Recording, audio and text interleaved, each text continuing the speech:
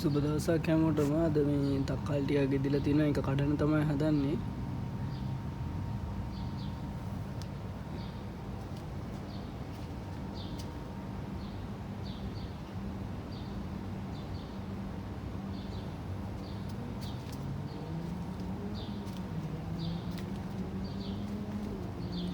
මෙන්න මේ ඉදිරියේ තියෙන තක්කාලි ටික කඩන්න තමයි දැන් හදන්නේ.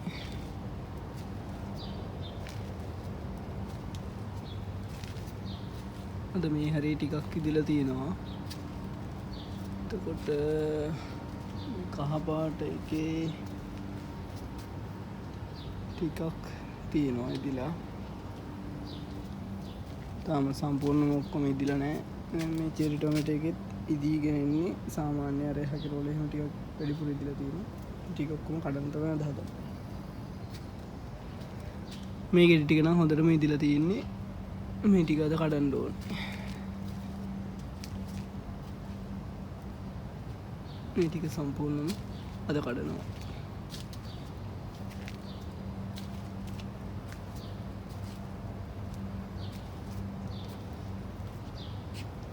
ඔයාලා මගේ channel එක තාම subscribe කරලා නැත්නම් subscribe කරලා bell button එක press කරලා තියාගන්න. එතකොට මම වීඩියෝ එකක් දැම්මම ඔයාලට බලා ගන්න පුළුවන්.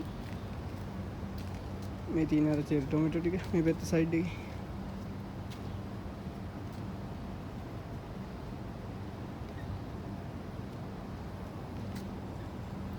අවසානයේට මම ඔක්කොම ටික කඩලවිලා බකට් එකේ කොච්චරක් අද කැඩුවද කියලා බලමු. මේ තියෙන්නේ කහ පාට තක්කාලි කෙනෙක් පේනවනේ. මම අර ඔයාලට කලින් කිව්වා වගේ එක පුපුරක හැදෙනවා සෑහෙනින් ගෙඩිය 7-8ක් විතර එක පුපුර. ඒකේ හොඳට පළදාව තියෙන කහ පාට එකේ සාමාන්‍ය අනිත් ඒවාට වඩා.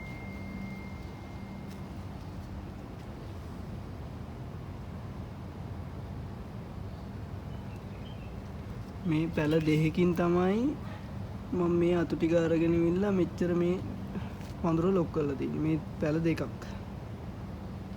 මේ පෙන්නන ටික සම්පූර්ණ පැල දෙකයි.